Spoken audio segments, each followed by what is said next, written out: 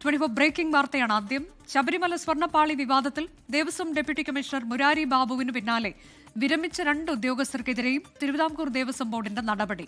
Executive ഓഫീസറായിരുന്ന Sudheesh, തിരുവാഭരണം കമ്മീഷണറായിരുന്ന KS Baiju എന്നിവരുടെ വിരമിക്കൽ ആനുകൂല്യം തടയും. 2019 സ്വർണ്ണപ്പാളികൾ സ്പോൺസർ ഉണ്ണികൃഷ്ണൻ പോറ്റിക്ക് കൈമാറുമ്പോൾ ശബരിമലയിൽ അഡ്മിനിസ്ട്രേറ്റീവ് ഓഫീസറായിരുന്ന മുരാരി ബാബുവിനെ സസ്പെൻഡ് ചെയ്തിരുന്നു. സ്വർണ്ണപ്പാളിക്ക് പകരം ചെമ്പ് പാളി എന്ന് രേഖപ്പെടുത്തിയതിനാണ് സസ്പെൻഷൻ. കണ്ടു ബോധ്യപ്പെട്ടതിന്റെ അടിസ്ഥാനത്തിലാണ് ചെമ്പ് പാളി എന്ന് രേഖപ്പെടുത്തിയത് എന്നാണ് മുരാരി ബാബുവിന്റെ പ്രതികരണം. ഞാൻ തന്ത്രിയെ ചാരുവൊന്നുമല്ല, ഞാൻ പറഞ്ഞത് അതൊരു നടപടിക്രമമാണ്. തന്ത്രിയുടെ കത്ത് വാങ്ങി റിപ്പോർട്ട് ചെയ്യണം, അങ്ങനെ റിപ്പോർട്ട് ചെയ്തു. ആ റിപ്പോർട്ട് ചെയ്തപ്പോൾ ഞാനത് എഴുതിയത് ചെമ്പുപാളി എന്നാണ് എഴുതിയത്. എന്തുകൊണ്ട് എഴുതി? അത് ചെമ്പുപാളി ആയതുകൊണ്ടാണ് ഞാൻ അങ്ങനെ എഴുതുന്നല്ലേ. ഞാൻ വേറെന്തെങ്കിലും പാളിന്ന് എഴുതിയാൽ അത് ഞാനതിന് സമാനം പറയണ്ടേ? അത് ആ പാളി ചെമ്പ് തെളിഞ്ഞിരുന്നതുകൊണ്ട് അത് ചെമ്പുപാളിയാണെന്ന് എനിക്ക് മനസ്സിലായി. ഞാനതുകൊണ്ടാണ് ചെമ്പുപാളിയിൽ പൂശാൻ പറഞ്ഞു എഴുതുന്നത്. പരിശോധിക്കാം, നമുക്ക് എൻ്റെ കണ്ണുകളെ വിശ്വസിക്കാൻ പറ്റില്ലേ? അന്ന് അത് ദ്വാരപാലക പീഠവുമായി ബന്ധപ്പെട്ടുള്ള ഒരു കാര്യമാണ്. അന്ന് അതായിരുന്നു, കണ്ട കാര്യമാണ്. MG പ്രതീഷ് വിശദാംശങ്ങളുമായി. പ്രതീഷ്, ഇതിൽ ആദ്യ നടപടി എന്ന തരത്തിലേക്കാണ് മുരാരി ബാബുവിന് സസ്പെൻഷൻ. അതിനുശേഷം ഒപ്പമുണ്ടായിരുന്ന 2 ഉദ്യോഗസ്ഥർ, അവർ വിരമിച്ചു പോയവരാണ്. അവർക്കെതിരെ ഇപ്പോൾ നടപടിയെടുക്കാൻ കഴിയുന്നത് അവരുടെ ആനുകൂല്യം തടയുക, വിരമിക്കൽ ആനുകൂല്യം തടയുക എന്നുള്ളതാണ്. ആ തരത്തിലേക്കുള്ള നടപടിയിലേക്ക് ദേവസ്വം ബോർഡ് കടന്നിരിക്കുന്നു.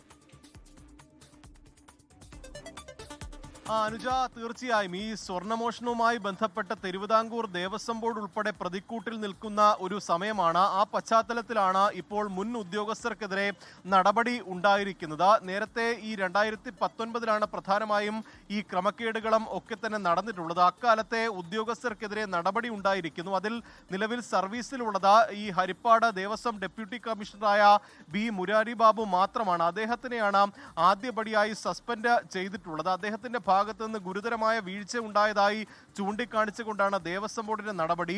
ദേവസ്വം വിജിലൻസിന്റെ അന്വേഷണത്തിൽ നിർണായകമായ ഗുരുതരമായ പല കണ്ടെത്തലുകളും മുരാരി ബാബുവിനെതിരെ ഉണ്ടായിരുന്നു. 2019 സ്വർണം പൊതിഞ്ഞ പാളി, ചെമ്പ് പാളി എന്ന രേഖപ്പെടുത്തി റിപ്പോർട്ട് കൊടുത്തത് മുരാരി ബാബുവാണ്.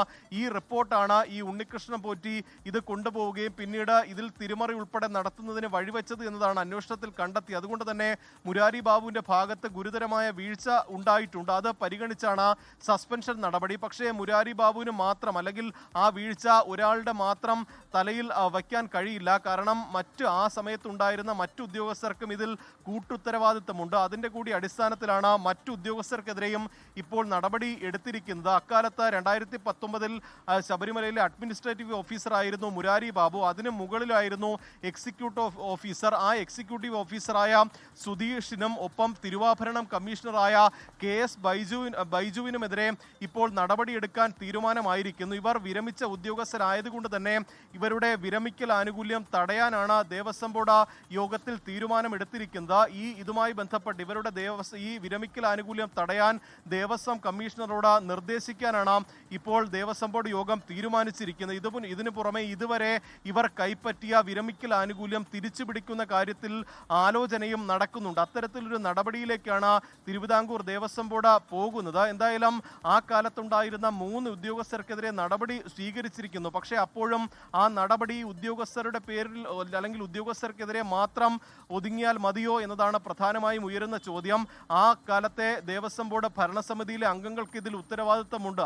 അതുകൊണ്ട് തന്നെ ആ കാര്യത്തിലേക്ക് അന്വേഷണം പോകുമോ എന്നതാണ് ഇനി പ്രധാനമായും അറിയേണ്ട കാര്യം. എന്തായാലും ഈ കേസുമായി ബന്ധപ്പെട്ട ദേവസ്വം ബോർഡ് ഈ വലിയ വിവാദത്തിൽ പെട്ടു നിൽക്കുന്ന ഒരു സമയമാണ്. അതുകൊണ്ട് തന്നെ ആ വിവാദം പരമാവധി തണുപ്പിക്കുന്നതിനാണ് നിലവിൽ ഉദ്യോഗസ്ഥർക്കെതിരെ ദേവസ്വം ബോർഡ് നടപടി സ്വീകരിച്ചിരിക്കുന്നത്. ഇതുമായി ബന്ധപ്പെട്ട ഈ സ്വീകരിച്ച നടപടികൾ ഉൾപ്പെടെ ഇനി ദേവസ്വം ബോർഡ് കോടതിയെ അറിയിക്കും. എന്തായാലും നിലവിൽ ഇതാണ് ഇന്നത്തെ ദേവസ്വം ബോർഡ് യോഗത്തിൽ എടുത്തിരിക്കുന്ന പ്രധാനപ്പെട്ട തീരുമാനങ്ങൾ. ലോകത്തെവിടെയായാലും ഏത് സമയത്തും 24 വാർത്തകളും ഓഗ്മെന്റഡ് റിയാലിറ്റി പാക്കേജുകളും എക്സ്പ്ലെയിനറുകളും വിശദമായി കാണാൻ ഞങ്ങളുടെ YouTube ചാനൽ നിങ്ങൾക്ക് സബ്സ്ക്രൈബ് ചെയ്യാം.